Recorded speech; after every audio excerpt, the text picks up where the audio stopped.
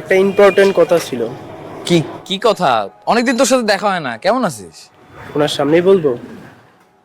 হ্যাঁ বল, প্রবলেম নাই, মানে পার্সোনাল কিছু। না মানে তোর বোন তো আমারও বোন, তাই না? আর ভাই ব্রাদাররা বলতেছে 7-8 মাস চলতেছে অলরেডি। ঘটনাটা কি সত্যি করে একটু বল, কত মাস চলতেছে? খুব আগ্রহ শোনার, তাই না?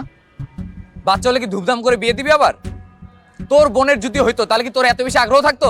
দেখ আমি কিন্তু নেগেটিভলি কথাটা বলি নাই দোস্ত। খবরদার, তুই আমাকে দোস্ত বলবি না, যা এখান থেকে, সামনে দিয়ে যা। এত চিল্লাইতেছিস কেন? হ্যাঁ, ঘটনা যেটা সত্য সেটা বল, সমস্যা কি? তুই কি মনে করছিস তোর বোনের আকাম কুকামের কথা কেউ জানে না? এই কিসের আকাম কুকাম, কিসের আকাম কুকাম? কি করতেছো তুমি? হ্যাঁ, পাগল হয়ে গেছো নাকি? হ্যাঁ এ ভাই, এত জানতো মানে এত সমস্যা কি? হ্যাঁ, এসে তো খুব বললেন দোস্ত দোস্ত। দোস্তকে এত বাজে ভাবে মজা করে দোস্তর সাথে।